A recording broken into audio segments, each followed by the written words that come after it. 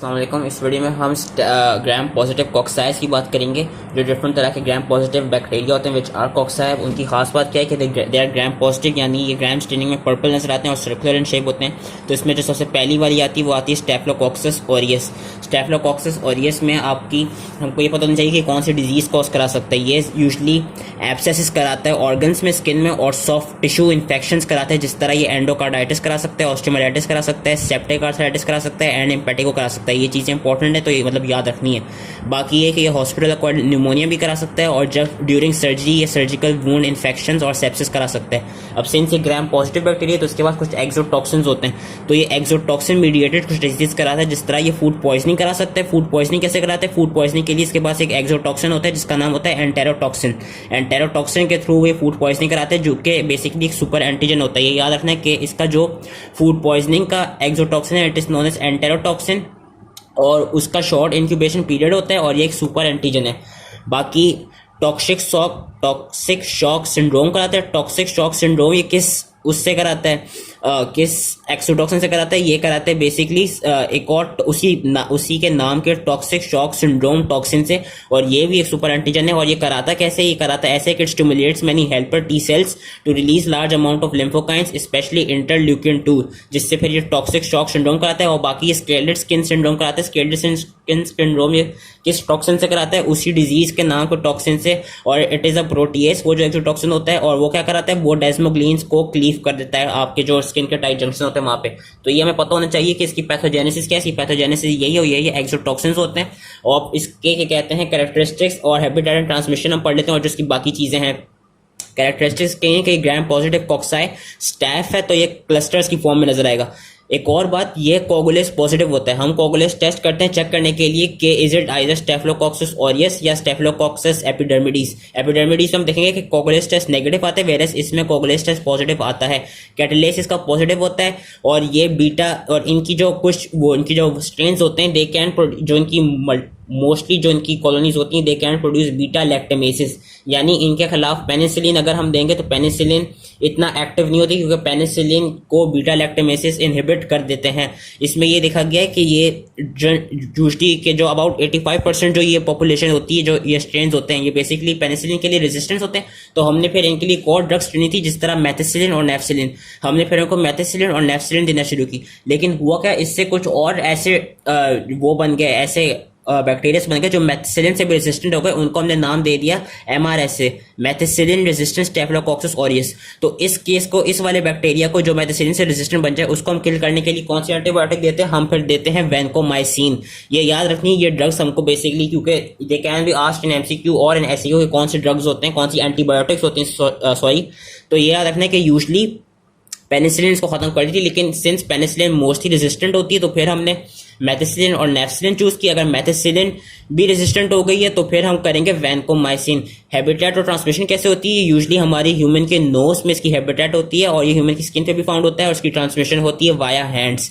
ये इसका याद रखना है। और इसका विरुलेंस फैक्टर क्या है? इसका विरुलेंस फैक्टर है प्रोटीन A। और वो कैसे, वो इसके विरुलेंस फैक्टर है तो ये क्या कराता है काम? बेसिकली जो IgG होती है उसकी हैवी चेन पे जाके बाइंड कर जाता है। अब जब IgG की हैवी चेन पे जाके बाइंड कर जाएगा, उससे होगा क्या कि IgG का काम है ऑप्सनाइजेशन। ऑप्सनाइजेशन हो नहीं पाएगी तो वो जो फेगोसाइट्स हैं वो उन रिसेप्टर्स के साथ जाके बाइंड नहीं कर पाएगी, क्योंकि उसकी हैवी चेन पे प्रोटीन A क्योंकि उसकी जो हैवी चेन है वहां पे प्रोटीन A लग गया। अब उसकी वजह से होगा क्या कि जब वो फेगोसाइट्स के साथ बाइंड नहीं कर पाएगी IgG, तो ऑप्सनाइजेशन नहीं होगी। जब ऑप्सनाइजेशन नहीं होगी तो there will be reduce phagocytosis. और कौन कौन से ऐसे प्रीडिस्पोजिंग फैक्टर्स हैं जो कि इसके इन्फेक्शन को या रिलेटेड डिजीज को बढ़ा सकते हैं? Breaks in the skin, foreign bodies like sutures, neutrophil level below 500 microlitre, and intravenous drug use. Intravenous drug use कोई लोग जो करते हैं they are more predispose to having right sided endocarditis, and जो फीमेल्स टैम्पॉन यूज करती हैं there is a chance कि they can be predispose to toxic shock syndrome. Laboratory diagnosis की क्या है कि इसके लिए हम ग्राम स्टेन स्मेयर करते हैं और कल्चर करते हैं। और इसकी जो कॉलोनीज होती है वो एक और चीज जो याद रखनी है, इसकी कॉलोनीज ब्लड एगार पे येलो या गोल्ड रंग की मिलती हैं, और वो बीटा हीमोलिटिक होती हैं, ये याद रखना है। ट्रीटमेंट मैंने इसकी बता दी। प्रिवेंशन कैसे कर सकते हैं? हम सेफेजोलिन यूज करें बिफोर सर्जिकल वुंड इन्फेक्शन, और हम अपना क्या कहते हैं हैंड को हमेशा वॉश रखें क्योंकि इसकी जो मोड ऑफ ट्रांसमिशन है वो है थ्रू हैंड्स। ये था स्टेफिलोकोकस। और यस, अब आपका आता है स्टेफिलोकोकस एपिडर्मिडीज। ये बेसिकली नॉर्मल फ्लोरा का बैक्टीरिया, यानी ये नॉर्मली हमारी स्किन में और हमारी म्यूकस मेम्ब्रेन में प्रेजेंट होता है। और ये कौन कौन सा डिजीज करा सकता है? ये endocarditis on prosthetic heart valves, prosthetic hip infection, intravascular catheter infection, cerebrospinal fluid shunt infection, neonatal sepsis, ये करा सकता है। और इसकी मैंने हैबिटेट बता दी और इसका जो मोड ऑफ ट्रांसमिशन है वो भी है थ्रू हैंड्स। ये भी ग्राम पॉजिटिव कॉक्साई है, ये भी अगेन स्टैफ है तो क्लस्टर्स की फॉर्म में नजर आता है। ये लेकिन कोगुलेस नेगेटिव है जो मेन टेस्ट है इनको डिफरेंशिएट करने के लिए, और ये कैटलेस पॉजिटिव है। अब होता क्या है कि इसके पास बेसिकली एक ग्लाइकोकैलिक्स वो प्रोड्यूसिंग स्ट्रेन होता है। और उसकी वजह से होता है कि मैंने क्या कहा था, कौन कौन से डिजीज कराते हैं कि प्रोस्थेटिक एंडोकार्डाइटिस या प्रोस्थेटिक हिप इन्फेक्शन। तो ये बेसिकली अपने ग्लाइकोकैलिक्स के स्ट्रेन के साथ को यूज करके वो जो फॉरेन बॉडीज होती हैं, जो कि प्रोस्थेटिक्स जो होते हैं, जो कि फॉरेन बॉडी होती हैं, उनके साथ जाके अटैच कर जाता है, जिसकी वजह से ये उन जगहों पे जाके फिर इन्फेक्शन कॉज कर सकता है कि it adheres well to foreign bodies like prosthetic implants and catheters. और इसकी जो विरुलेंस है वो यूजली बहुत लो है। और इसका ये है कि जो लोग इम्यूनो कॉम्पिटेंट हैं, जो पेशेंट इनके इम्यूनो कॉम्पिटेंट होंगे, ऑब्वियसली उन पेशेंट में ये ज्यादा इन्फेक्शन कराएगा। लेबोरेटरी डायग्नोसिस इसकी क्या है? ग्राम स्टेन स्मेयर कल्चर। इसका वाइटिश नॉन हीमोलिटिक कॉलोनीज होती हैं ब्लड एगार में। स्टेफ ऑरियस की बीटा हीमोलिटिक थी, ये कोगुलेस नेगेटिव है। और इसका याद रखना है कि ये है सेंसिटिव टू नोवोबायोसिन, इसके खिलाफ नोवोबायोसिन यूज हो सकती है। इसकी कोई ड्रग और वैक्सीन है नहीं प्रिवेंशन के लिए। ट्रीटमेंट के लिए हम वेनकोमाइसिन देते हैं और हम वेनकोमाइसिन के साथ राइफेम्पिन या अमाइनोग्लाइकोसाइड भी दे सकते हैं। इसकी सिर्फ इंपॉर्टेंस नोवोबायोसिन की ये है कि जो स्टेफिलोकोकस सैप्रोफिटिकस होता है जो कि यंग वुमेन में यूटीआई कॉज कराता है, वो नोवोबायोसिन के लिए रेजिस्टेंट होता है। वेयर स्टेफ एपिडर्मिडिस है वो नोवोबायोसिन के लिए सेंसिटिव है या उससे इनहिबिट हो जाता है। तो ये चीज़ याद रखनी है। ये चीज़ एमसीक्यूज में यूजली पूछी जा सकती है, कोई केस दे सकते हैं कि, और उसमें ये हिंट दी हुई होगी कि वो जो भी बैक्टीरिया है वो नोवोबायोसिन के लिए सेंसिटिव है, तो उस समय पता चल जाएगा कि इट इज स्टेफ एपिडर्मिडिस, या इफ इट्स रेजिस्टेंट तो इट इज स्टेफ सैप्रोफिटिकस। ये थे सारे स्टेफ्स। अब हम पढ़ेंगे स्ट्रैप्स। स्ट्रैप्स की क्या खास बात है कि जो स्ट्रैप्स होते हैं वो आपको क्लस्टर्स की फॉर्म में नहीं मिलते बल्कि चेन की फॉर्म में मिलते हैं। अब इसमें भी हम क्या कहते हैं, कौन से पढ़ेंगे? स्ट्रेप्टोकोकस पायोजेंस, जो कि है ग्रुप ए स्ट्रेप्टोकोकस। ये किस तरह का डिजीज कराता है? ये पस प्रोड्यूसिंग डिजीज कराता है जिनको हम सपोरेटिव डिजीज भी कहते हैं, जिसमें आपकी एग्जांपल आ जाती है फेरेंजाइटिस सेलुलाइटिस की। ये कुछ टॉक्सिजेनिक डिजीज कराता है, जिस तरह कुछ फ्लैश ईटिंग डिजीज होती हैं जिसको हम नाम देते हैं नेक्रोटाइजिंग फैसिलिटीज या स्कारलेट फीवर। और कुछ इम्यूनोलॉजिक, यानी जिसमें एंटीबॉडी का रिस्पॉन्स, जिसमें एंटीबॉडी ज्यादा प्रोड्यूस होती हैं, वो उस तरह की डिजीज कराते हैं, जिसमें एग्जांपल आ जाती है rheumatic fever and acute glomerulonephritis. अब अगेन जो ये इसकी कैरेक्टरिस्टिक्स हम पढ़े थे, ग्राम पॉजिटिव कॉक्साई ये चेन्स में होता है, ये बी बीटा हीमोलिटिक है, ये कैटालेस नेगेटिव है, और ये बेसिट्रेसिन सेंसिटिव है। ये याद रखना है। कैटालेस टेस्ट क्या कराता है? कैटालेस टेस्ट बेसिकली डिफरेंशिएट करता है स्टैफ और स्टैफ के दरमियान। हमने पीछे जितने भी स्टैफ पढ़े दोनों में हमने पढ़ा दे आर कैटालेस पॉजिटिव। अब हम आगे जो स्ट्रैप्स पढ़ेंगे, जो 4 स्ट्रैप्स पढ़ने, हमने ये देखना है कि streps are catalase negative. Catalase negative gram positive cocci है, चेन्स एंड बीटा हीमोलिटिक हैं। ये यूजुअली ह्यूमन के थ्रोट और स्किन में क्या कहते हैं पाए जाते हैं, और उनका ट्रांसमिशन थ्रू रेस्पिरेटरी ड्रॉपलेट्स होता है। अब ये जो ये वाले डिजीज कराता है, ये कैसे कराता है? जो पस प्रोड्यूसिंग सपोरेटिव डिजीज है, ये बेसिकली कराता है थ्रू हाइलुरोनिडेज। हाइलुरोनिडेज क्या कराता है? It mediates subcutaneous spread seen in cellulitis. जो टॉक्सिजेनिक डिजीज है उसके लिए कुछ टॉक्सिन्स प्रोड्यूस करता है। टॉक्सिन्स में कौन सी एग्जांपल आ जाती है? एरिथ्रोजेनिक टॉक्सिन के थ्रू ये स्कारलेट फीवर कराता है। पायरोजेनिक एक्सोटॉक्सिन ए के थ्रू ये कराता है स्ट्रेप्टोकोकल, जो उसका नाम है टॉक्सिक शॉक सिंड्रोम। ये टॉक्सिन्स के नाम याद रखने, उनकी जो डिजीज है वो भी याद रखनी है कि एरिथ्रोजेनिक टॉक्सिन स्कारलेट के थ्रू ये स्कारलेट फीवर करा रहा है। पायरोजेनिक एक्सोटॉक्सिन ए के थ्रू ये स्ट्रेप्टोकोकल टॉक्सिक शॉक सिंड्रोम करा रहा है। और एक्सोटॉक्सिन बी जो कि एक प्रोटीज है उसके थ्रू ये वो फ्लैश ईटिंग वाली डिजीज करा रहा है, जिसको हम नेक्रोटाइजिंग फैसिलिटीज भी कहते हैं। अब जो इसकी एंटीबॉडी वाली डिजीज हैं जिसमें रूमेटिक फीवर और एक्यूट ग्लोमेरुलोनेफ्राइटिस आ जाती है, वो ये कैसे कराता है? बेसिकली ये होता क्या है कि रूमेटिक फीवर में आपका एक इम्यूनोलॉजिक क्रॉस रिएक्शन हो जाता है between bacterial antigen and human heart and joint tissues. इसमें होता है कि जो एंटीबॉडीज होती हैं जो कि बेसिकली स्ट्रेप्टोकोकस के खिलाफ बनी होती हैं, वो ह्यूमन के हार्ट और जॉइंट टिश्यू के साथ जाकर रिएक्ट करने लग जाती हैं।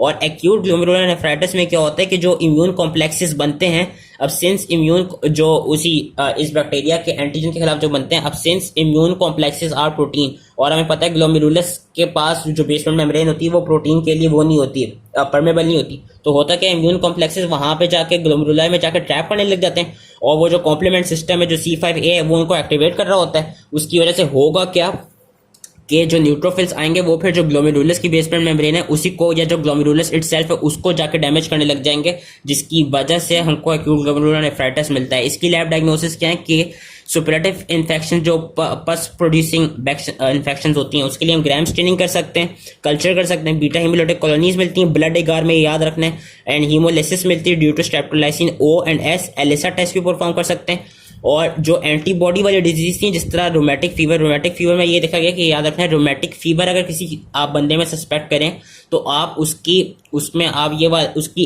Anti streptolysin O antibody check करेंगे, और अगर आप किसी बंदे में एक्यूट ग्लोमेरुलर नेफ्राइटिस सस्पेक्ट कर रहे हो तो आप उस बंदे में स्ट्रेप्टोकोकल DNase B वाली एंटीबॉडी को सस्पेक्ट करेंगे या देखेंगे।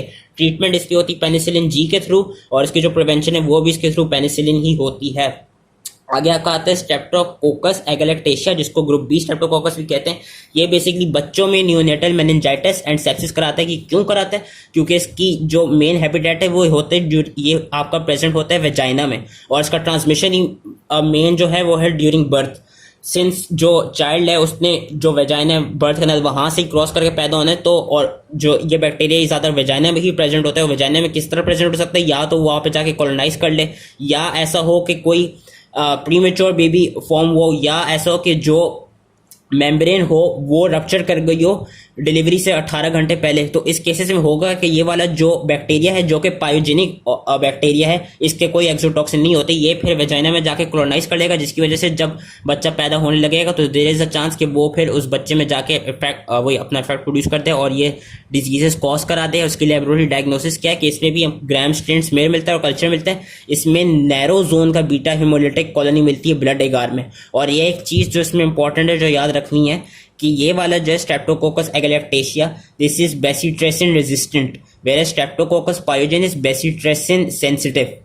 ठीक है, अगर कोई अगेन कोई केस आ गया कि उसमें ये हंडीवो के बेसिट्रेसिन रेजिस्टेंट है वो ऑर्गेनिज्म, तो हमें पता चल जाएगा इट इज स्ट्रेप्टोकोकस एगैलेक्टेशिया, वेयर अगर वो सेंसिटिव है तो इट इज स्ट्रेप्टोकोकस पायोजेनिस। इस तरह हमने नोवोबायोसिन का देखा था कि अगर नोवोबायोसिन सेंसिटिव है तो स्टैफ एपिडर्मिडिस, नोवोबायोसिन रेजिस्टेंट है तो स्टैफ सैप्रोफिटिकस। इसके ट्रीटमेंट के लिए पेनिसिलिन G ही देते हैं और इसकी अभी तक कोई वैक्सीन हमें मिली नहीं। लेकिन इसको हम प्रिवेंट कैसे कर सकते हैं कि हम प्रिवेंट ऐसे कर सकते हैं कि हम जो जिन मदर्स की मेम्ब्रेन रप्चर कर गई हो उनको हम एम्पिसिलिन दे दें, या क्या कहते हैं, यही बस एक इन्होंने प्रिवेंशन इसमें दी है। फिर आपका आता है एंट्रोकॉक्सिस फीसैलिस। ये कौन से कराता है? ये बहुत रेयर केसेस में एंडोकार्डाइटिस भी करा सकता है, लेकिन यूजुअली यूरिनरी ट्रैक्ट और बिलियरी ट्रैक्ट के इन्फेक्शंस कराता है। ये अगेन ग्राम पॉजिटिव कॉक्सा है, चेन की फॉर्म में मिलेगा, कैटालेस नेगेटिव है। हैबिटेट इसकी कहाँ होती है? ह्यूमन कोलोन में। एंड यूजुअली ये होता क्या है कि ये जब ब्लड स्ट्रीम में एंटर होते हैं तो फिर ये GI ट्रैक्ट, ये क्या कहते हैं आपका यूरिथ्रा में और फीमेल जेनिटल ट्रैक्ट में जाके कॉलोनाइज कर सकता है। पैथोजेनेसिस क्या है इसकी भी जस्ट लाइक स्ट्रेप एगैलेक्टेशिया, इसके कोई एक्सोटॉक्सिन नहीं होते, पायोजेनिक ऑर्गेनिज्म है। लैब में इसकी ग्राम स्टेन स्मेयर और कल्चर है उसमें अल्फा और बीटा या नॉन हीमोलिटिक कॉलोनीज मिलेंगी।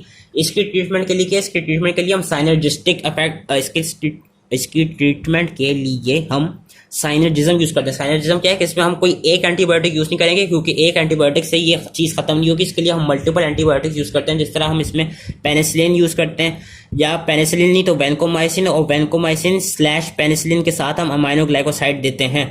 और कुछ ऐसे इस ड्रग की वो निकल गई हैं स्ट्रेन जो कि वैनकोमाइसिन के लिए रेजिस्टेंट है, तो फिर उन पेशेंट्स को ट्रीट करने के लिए हम लाइनजोलेट देते हैं जो कि वैनकोमाइसिन रेजिस्टेंट एंटेरोकॉक्साई को ट्रीट कर सकता है। प्रिवेंट्स को कैसे कराते हैं कि हम प्रिवेंट ऐसे ही करा सकते हैं, क्योंकि मैंने कहा कि ये रेयर केसेस में आपकी एंडोकार्डाइटिस करा सकते हैं। तो वो पेशेंट्स जिनकी ऑलरेडी हार्ट वाल्व्स डैमेज हों और वो किसी इंटेस्टाइनल या यूरिनरी ट्रैक्ट की सर्जरी को कराने लगे हों, तो उनको बेहतर ये कि उनको आप पहले से पेनिसिलिन और जेंटामाइसिन जो कि अमाइनोग्लाइकोसाइड होती है वो दे दें, ताकि ये वाला बैक्टीरिया आपका क्या कहते हैं वहाँ पे एंडोकार्डाइटिस नहीं कॉज करा सके।